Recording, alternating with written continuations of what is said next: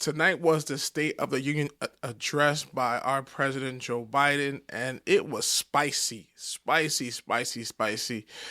I just want to come on here and just give what does it mean? Like what to us, to Christians, to you know everyone. What are the key takeaways from the State of the Union address, and what does that mean going into the future? So let's talk.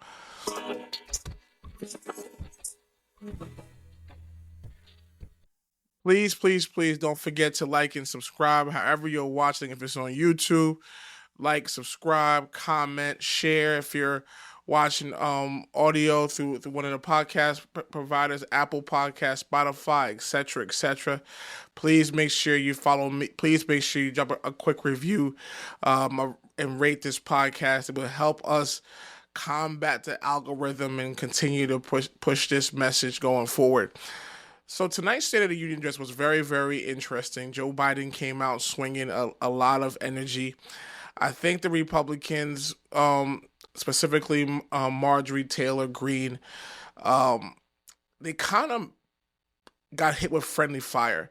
Because every time he said he was struggling and showing himself to kind of be vulnerable and to trip himself up, she would say something out loud to kind of mess him up. Listen, before I go into tonight, obviously, Joe Biden is too old to be president. I do not see how he will go through 4 more years of office. And if the GOP is smart, they would just be quiet and allow him to hang himself, allow him to show his age, allow him to show that he belongs in a nursing home. And it's just not to talk bad about him. He's just acting his age, right? He's literally showing how a normal 80-something-year-old would be in his time. And us as the church, it's crucial because a lot of these democratic policies are here to affect the church and to bring down the church. However, we can't act like it's black and white where we could just sit there and support the Republicans when maybe the Democrats are actually the ones who are truly here to help support. Because this movement, this Republican and conservative movement of white nationalism is in full effect. And Project 25, look it up when you get a chance. Project 2025 is real. And this is why one of the biggest, the central points, the central running points that these candidates are running on, especially Donald Trump, is immigration. It's stoking like white fear, like, hey, we are under attack.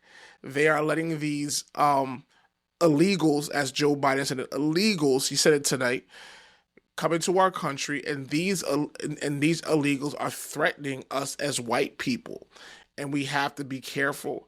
But if you look all across the world, this is going to be a bigger issue, not just for the U.S. but throughout the world, and we have to be aware. And as a believer, is this okay? As a believer, should we not be sympathetic or empathetic towards our immigrants and those that need help and asylum? I'm a Haitian, so I may be a bit biased where I feel like we need some stuff for our Haitians. We need some stuff for those who are out there. But yet, it seems like most countries are closing their borders, and it's like every man fend for themselves. And this is a huge point in today, and one of the biggest takeaways as you go through social media, as you go through as you even go through this overall political response, you'll see how this, if you look at the Republican response, the crux of their arguments, two things: the economy and the American dream, and how these immigrants are coming into the country, running this Senator Britt, Katie Britt gave the example of speaking to someone that sat here and got caught up in a sex cartel. and how this was done through the person was an immigrant and they brought these people in here, etc., etc. As you're about to see, Marjorie Taylor Greene forced Joe Biden to say the name Laken Riley, and this person was one that got shot at the by an immigrant, and as again Joe Biden's going to say by an illegal. So watch this clip. It's not about him. It's not about me. I'd be a winner. Not really.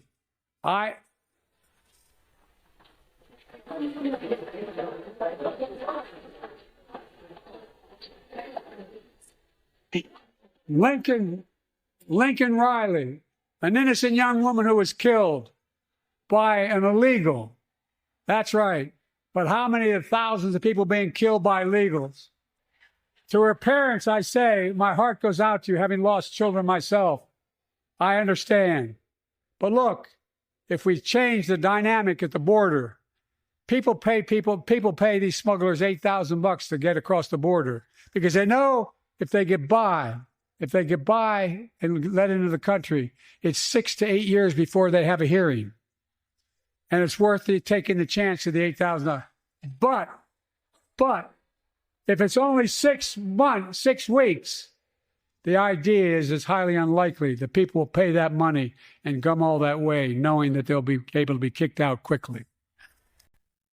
So it's scary to me because this is the major a sticking point by the GOP tonight. Just the fact that Joe Biden mispronounced this person's name as opposed to saying Laken Riley, he said Lincoln Riley. Again, I'm not saying that our president has some issues. He's acting his age. But you're not. But if this is the one thing you want to put your hat to hang your hat on, that this is the reason why this is going on, and we're in trouble. Tonight was an absolute crap show with Biden yelling, stopping his speech at certain points to talk back to the Republicans. Poor Mike Johnson. I think Mike Johnson, in his first real opportunity on a public stage, to see him deep down inside, it looks like he is not happy with what his party is doing, but he has to be a political person. He has to sit here and ride his team. Because sometimes you would see the head shaking and the eye roll and behind Joe Biden when his people would do things incorrectly. And to see him, I kind of felt for him. I really believe that he sincerely loves God and he's a believer. But this is why politics are not a place, I believe, for Christians. Because as a Christian, you rarely find a person that supports Christ above their political party. When you sign up for politics, and it's either right or wrong, but that's just, it is what it is. Your political party becomes your God.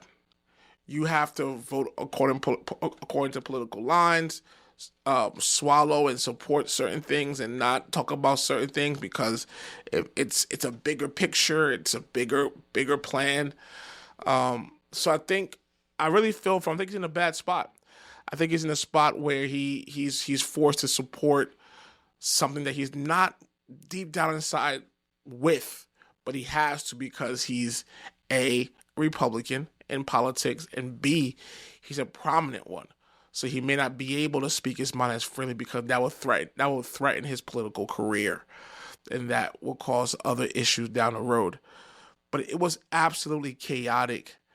And as a believer, to watch the world operate this way, it scares me to see how there's no more decorum, how there's no more love, there's no more me. It's so extreme, right? It's either you're Republican or you're Democrat. There's no moderates. There's no middle. There's no independence. It's just I hate you because you're a Democrat, or I hate you because you're a Republican.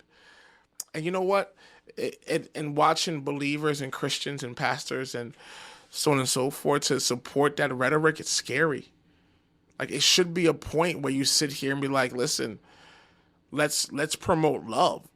Yeah, you're a Democrat, and I may not agree with everything that's your party supports, but I could still have a civil conversation.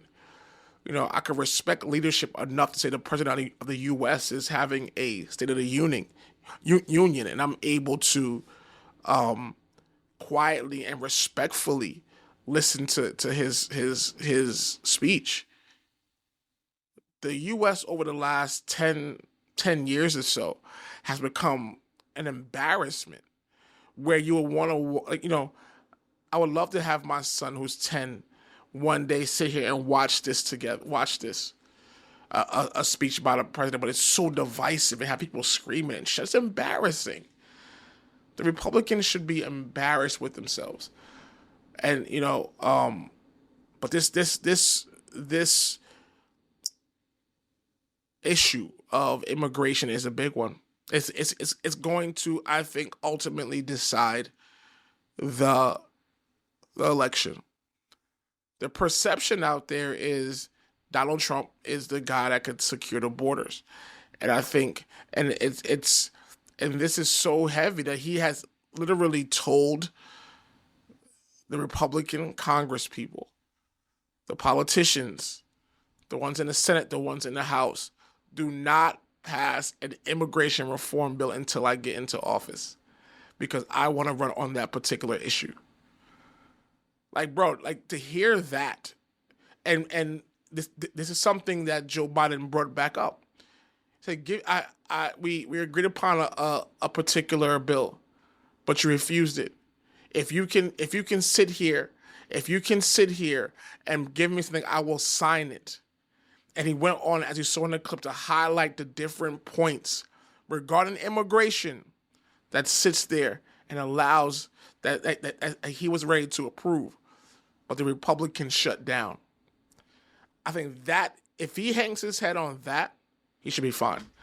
But if we continue, but however, on a macro, which is bigger than the election, I know it's a really, really big deal, but on a macro, climate, cultural level, we're getting more and more divisive, and the church needs to stand up and not get caught up into this. This issue, this movement of white nationalism is dangerous. And it's found very foundation is found in this issue with immigration. Also briefly, so again, the biggest point was immigration, and the biggest takeaway from that was just the overall this yelling and poor decorum for a State of the Union.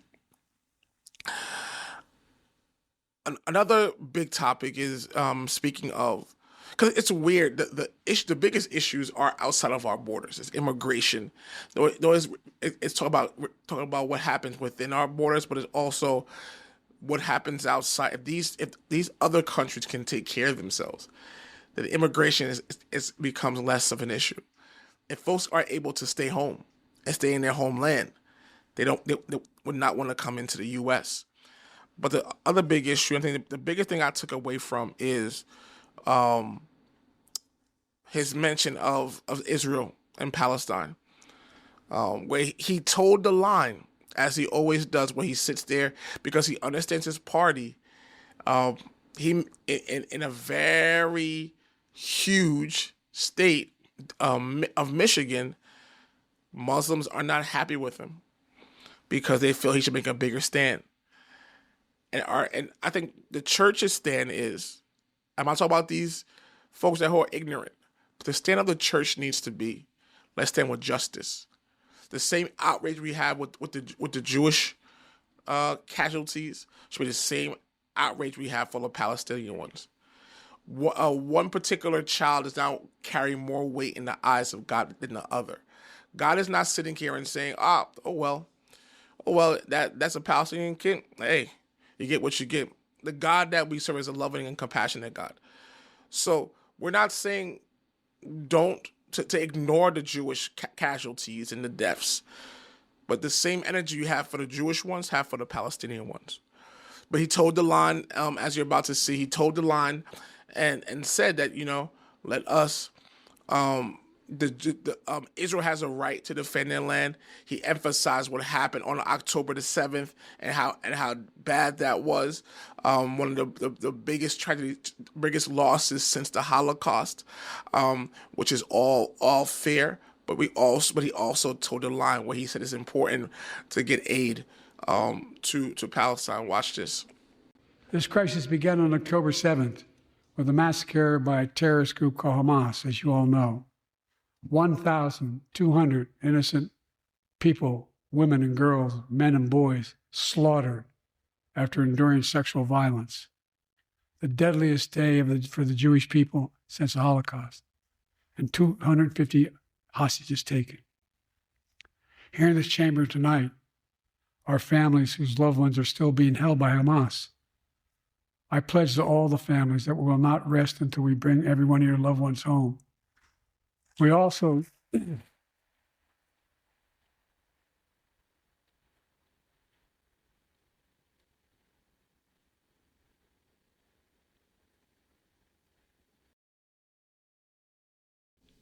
So you see how he told the line and kind of played the middle and played defense.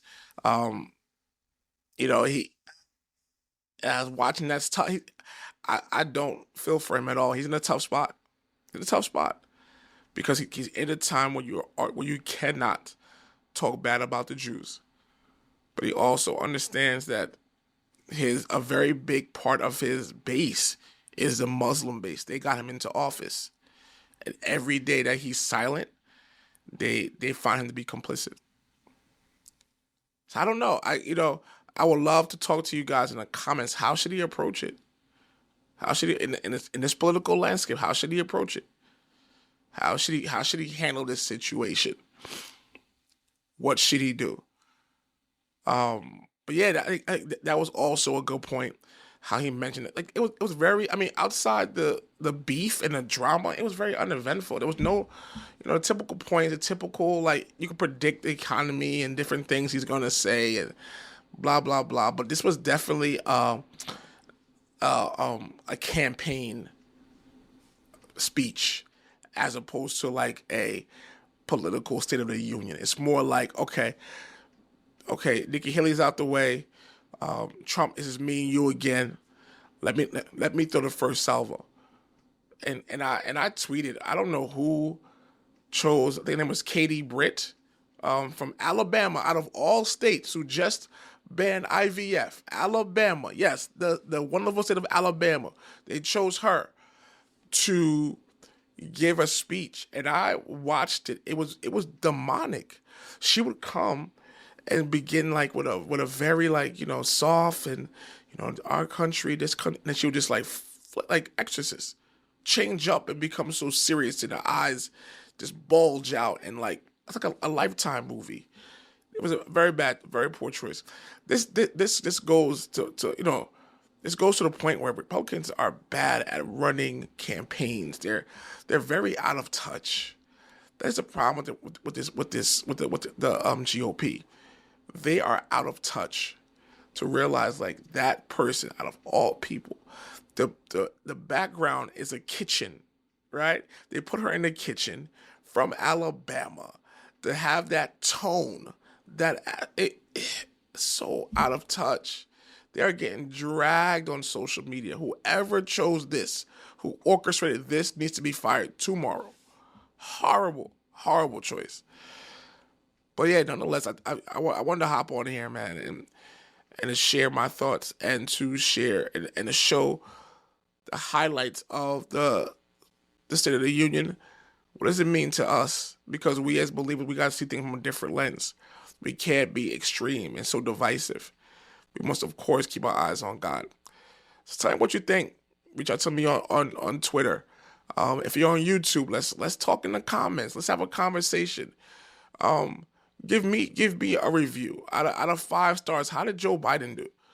1 being crappy and 5 being the best. Give me a review of how well he did and your thoughts on this. And how do you feel overall about the state of our union, the United States? But again, thank you for listening. I appreciate your time. God bless you. I love you. Peace.